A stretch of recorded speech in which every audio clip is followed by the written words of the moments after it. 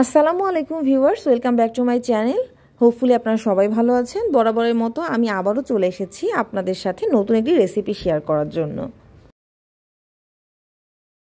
ফুচকা পছন্দ না এমন মানুষ কিন্তু খুব কম পাওয়া যায়। ছোট থেকে বড় সবারই কিন্তু এই ফুচকাটি খেতে অনেক ভালো লাগে।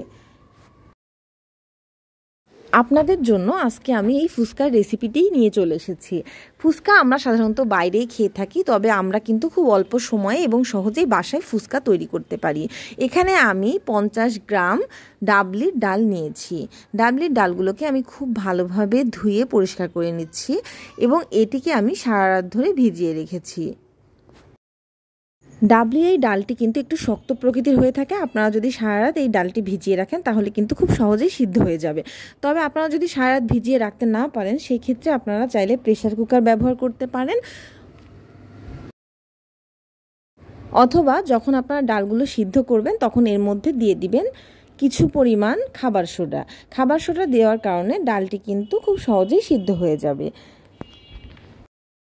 এখানে আমি 3টি আলু, ডাবলির ডাল এবং 2টি ডিমকে সিদ্ধ করে নিচ্ছি। অন্যদিকে আমি একটি গুঁড়া মশলা করে নিব। এখানে আমি নিয়ে নিয়েছি আস্ত জিরা, শুকনা মরিচ এবং আস্ত ধনিয়া।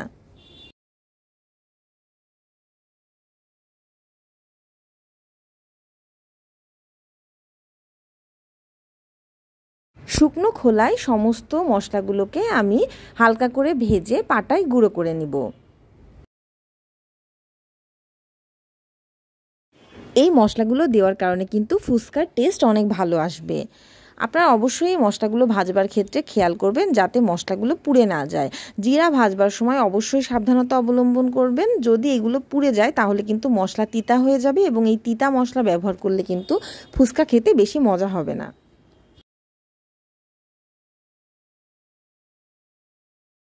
শুকনো খোলায় সমস্ত মশলাগুলোকে আমি খুব ভালোভাবে ভেজে নিচ্ছি। এবার আমি টকের জন্য অল্প পরিমাণ তেঁতুলকে পানিতে ভিজিয়ে রাখছি। ডাবলি ডাল, আলু এবং ডিম সিদ্ধ হয়ে এসছে। এবার আমি তেঁতুল গোলানো সেই পানির মধ্যে দিয়ে দিচ্ছি কিছু পরিমাণ ধনিয়া পাতা এবং কাঁচামরিচের পেস্ট, এবং এখানে আমি 2টি মিডিয়াম সাইজের লেবুকে স্লাইস করে নিয়েছিলাম, সেই লেবু স্লাইসগুলোকেই আমি দিয়ে দিচ্ছি। আপনারা চাইলে এখানে পুদিনা পাতার পেস্টও ব্যবহার করতে পারেন। আমি এখানে শুধু ধনিয়া পাতা এবং 3-4টি কাঁচামরিচকে বেটে সেই পেস্টটি ব্যবহার করছি। পুদিনা পাতার পেস্ট দিলে টকের টেস্ট কিন্তু আরেকটু ভালো আসবে।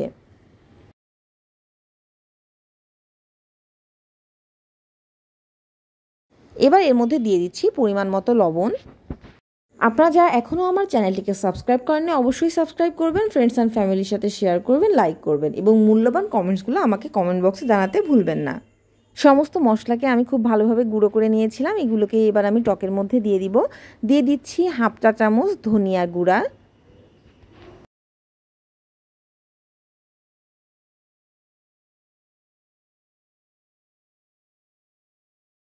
1/2 চা চামচ জিরার গুঁড়া এবং 1/2 চা চামচ শুকনা মরিচের গুঁড়া। ঝাল আপনারা ঠিক যেমনটি খেতে চান সেই পরিমাণ ঝাল ব্যবহার করবেন।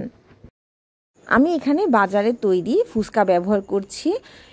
চুলায় একটি পাত্র বসিয়ে তাতে পরিমাণ মতো সয়াবিন তেল দিয়ে খুব ভালোভাবে গরম করে হালকা আঁচে আমি সমস্ত ফুচকাগুলোকে খুব ভালোভাবে ভেজে নিচ্ছি।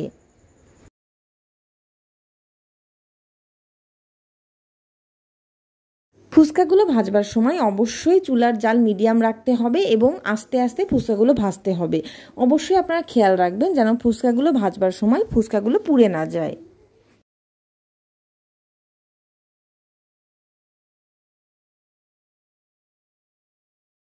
একে একে আমার সমস্ত ফুচকাগুলো ভেজে নেওয়া হয়েছে। ফুচকাগুলোকে আমি একটি পাত্রে তুলে নিয়েছি।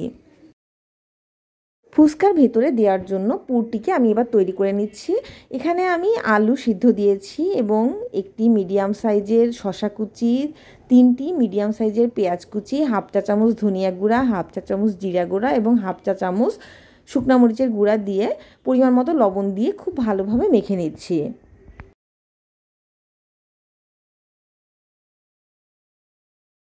আলু এবং মশলার তৈরি মিশ্রণের মধ্যে এবার আমি সিদ্ধ করে রাখা ডাবলির ডাল এবং পরিমাণ মতো লবণ দিয়ে হাতের সাহায্যে একটি ভর্তা তৈরি করে নিচ্ছি। সিদ্ধ করে নেওয়া ডিমগুলোকে আমি ছুরির সাহায্যে স্লাইস করে নিয়েছিলাম, সেগুলোকে আমি ভর্তার ওপর সাজিয়ে দিচ্ছি। ফুচকার মধ্যে দেওয়ার জন্য আমার পুর রেডি, টকও রেডি হয়ে গেছে এবং ফুচকাগুলো আমি ভেজে তুলে নিয়েছি। একে একে সমস্ত ফুচকাগুলোকে আমি বানিয়ে নিচ্ছি। আপনারা নিশ্চয়ই ফুচকার তৈরির প্রসিডিওর জানেন। ফুচকা হাতের সাহায্যে হালকা করে ভেঙে পুর এর ভিতর দিয়ে টকে ডুবিয়ে ফুচকাটি খেতে হবে। অবশ্যই আপনারা রেসিপিটি ট্রাই করবেন। Thanks for watching my video.